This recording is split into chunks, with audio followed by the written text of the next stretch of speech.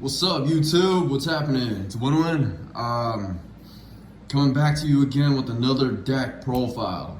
I told you guys before in the last video that I have a surprise for you guys when the Power of the Elements came out, or at least a sneak peek, which I went to it and I did retrieve the cards that I needed for my deck. I've been playing this deck lately at a bunch of locals, and I've been undefeated and maybe top 4 at most.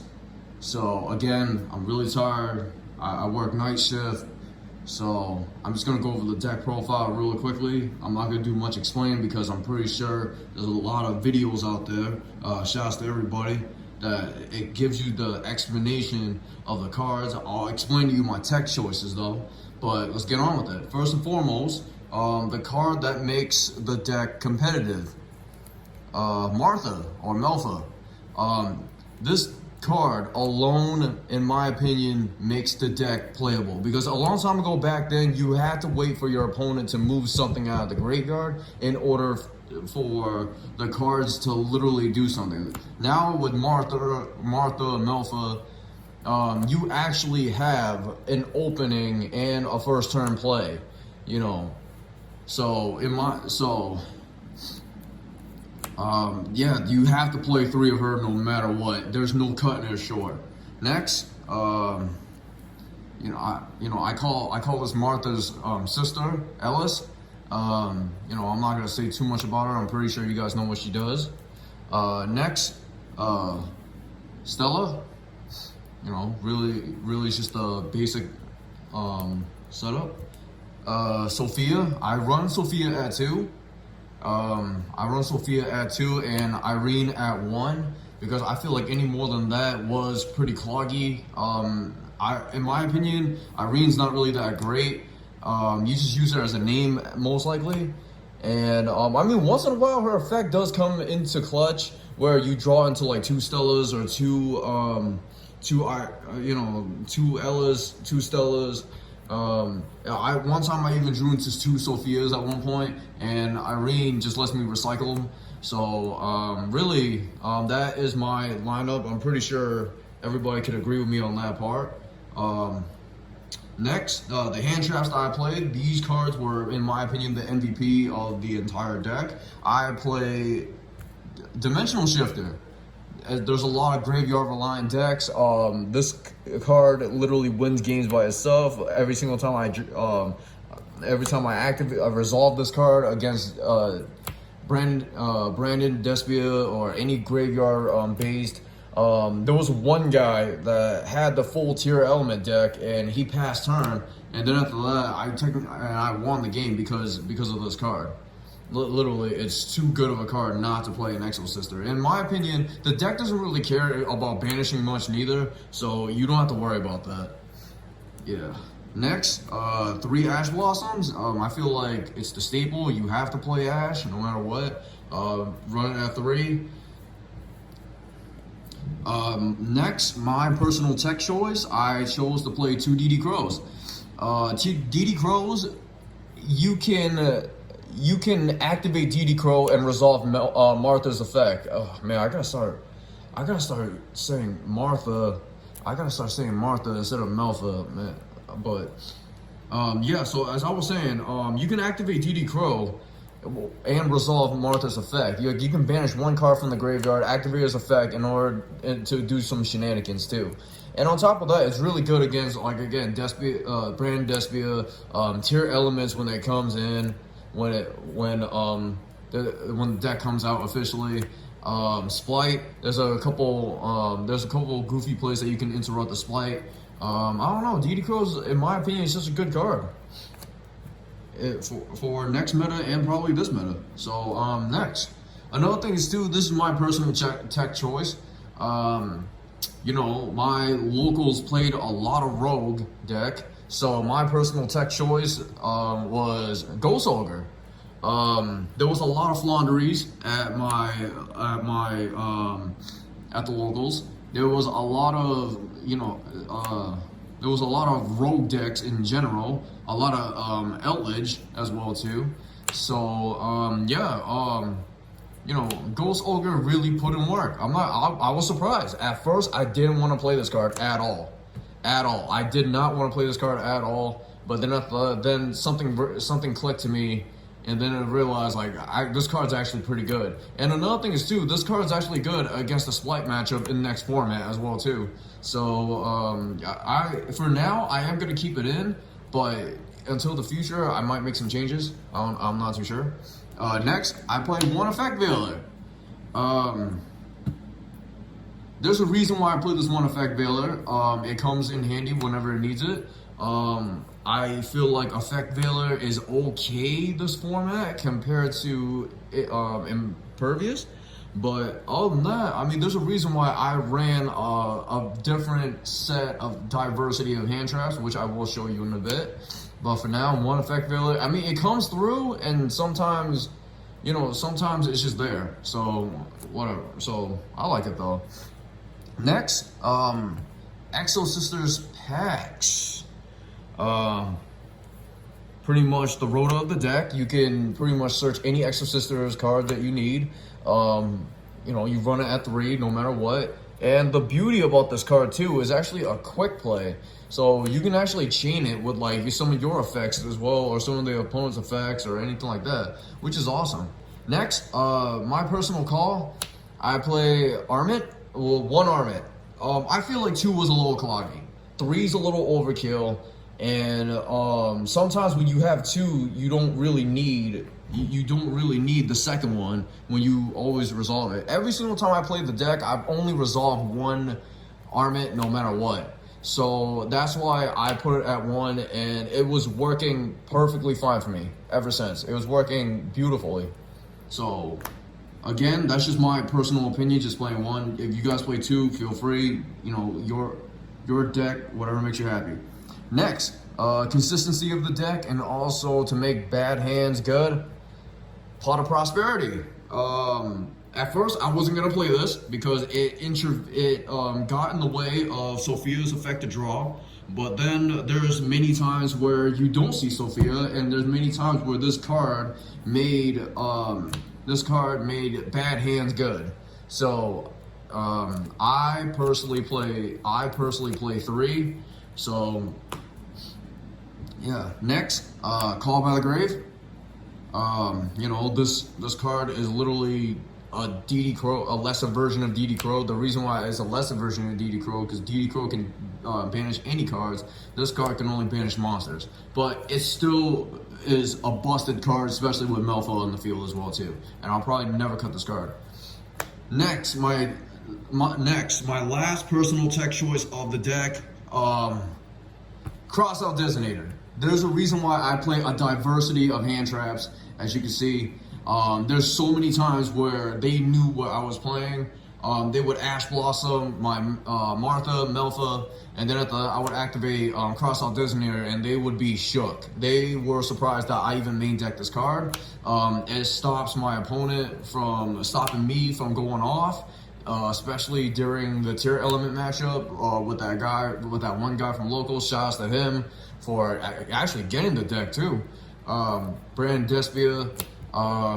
Yeah, just any deck, any hand trap that will stop you, you stop it. That's pretty much what it is, and this allows you to literally go off as well too.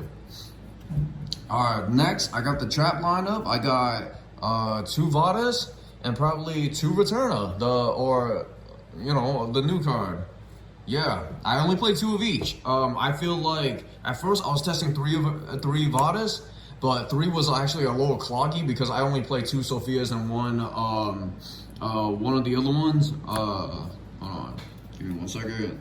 I only played 2 Sophia and 1 Irene, so I feel like there was no need to play 3. And whenever I did play test 3, it was just very cloggy. I drew it whenever I didn't need it. Sometimes I even drew it dead. So yeah, Returna or the OCG name, I forgot, but Returna, sorry, I'm tired, but this card's actually pretty good. This card's really good, actually. I'm not gonna lie, I'm gonna try to pick up a 3rd copy, and I'm gonna try to run this at 3. I feel like this is better to run at 3 than this.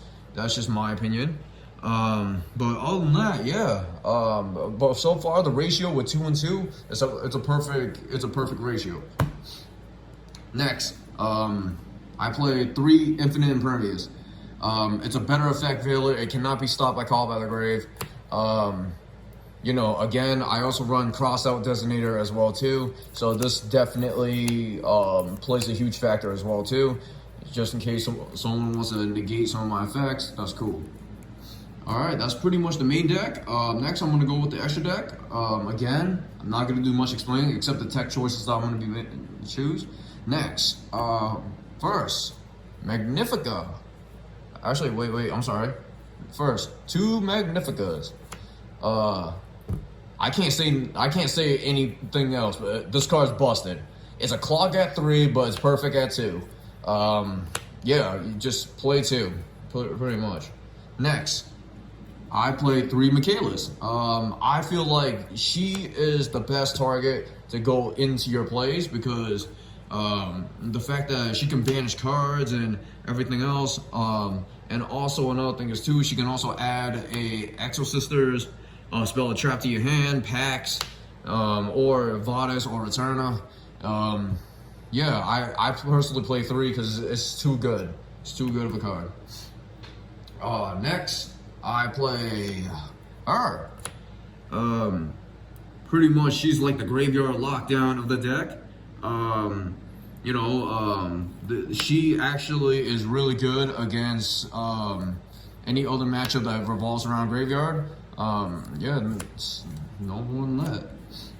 Next, I'm gonna play, I call her the Compulse of the deck. I'm not gonna lie, she put in a lot of work. She put in so much work. There was many times where I was in a problematic situation and then she would like literally compulse that card back to the field. Like that's the reason why I am gonna play 2 of her as soon as my second copy comes in the mail. And I'll show you what card I'm cutting as well too. Next, another thing is she's in my opinion, she's the Phoenix Chain of the deck. Pretty much summon her, lock down an opponent's card from using the effect, and also the power up boost as well too. There's many times that I use the power up boost in order to OTK my opponent. Yeah, there's nothing to it. She's actually really good, but in my opinion, I feel like running her at 1 is just good. It's just fine. You're not gonna need her that much unless you're going for game really, but other than that, yeah, you're good. Next, this is an Xyz deck. Zeus.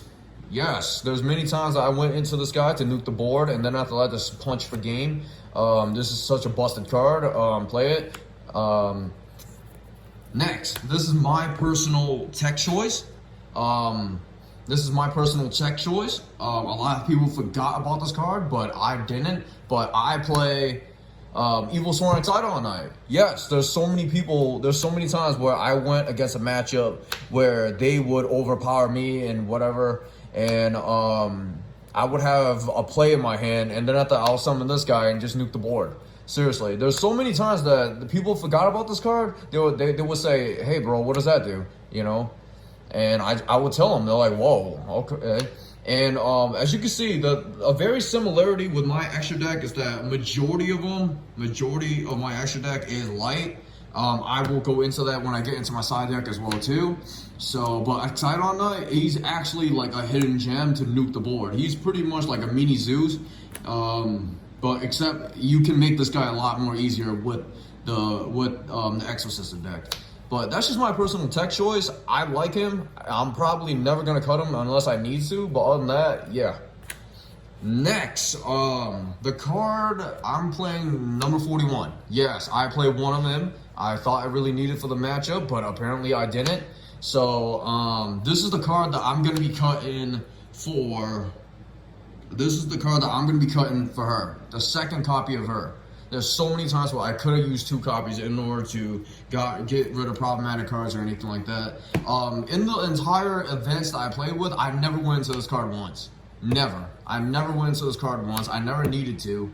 I get it. It's a good card, but I just never needed to go into them. So this is the card that I would cut. So Next, I play a small link lineup, just in case, but you know, just in case if I need it. But 9 times out of 10, I only went into some of these like a couple times.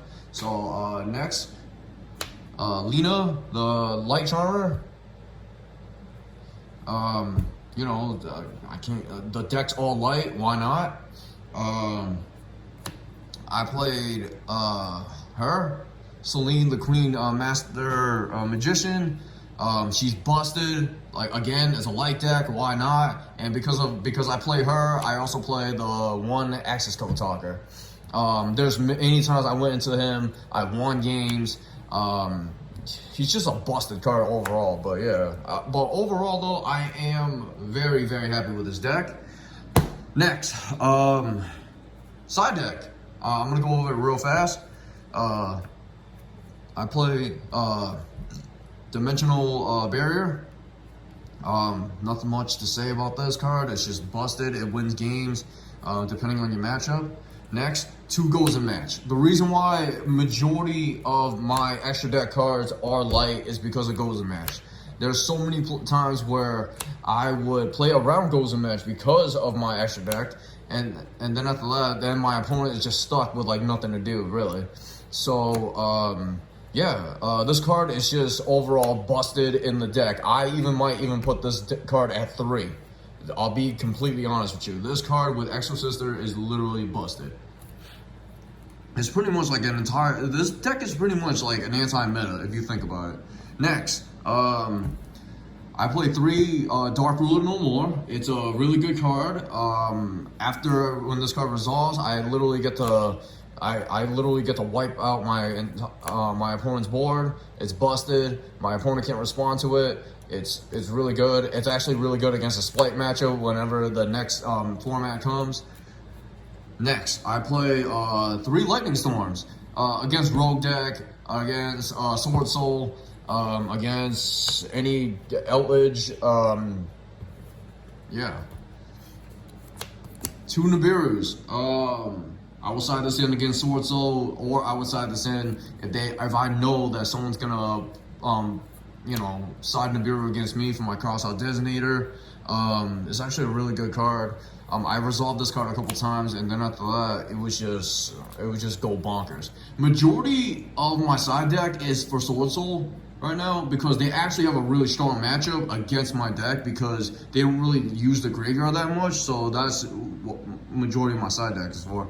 Next, I play the 3rd copy of Crow and the 2nd copy of Veiler, just in case if I need to do a switcheroo with any of my decks. If I go against a deck with graveyard-based Alliant, or if I go against Sword Soul, or any deck that doesn't need it, yeah, it's there. So guys, this is my deck profile. This is my take on Exosisters. Seriously, comment, subscribe, and like, please. Again, I'm sorry if I've been on a long hiatus. I'm gonna try to provide more content. I did order some boxes, and the box opening will be coming up. So thank you guys. I appreciate your time, and enjoy.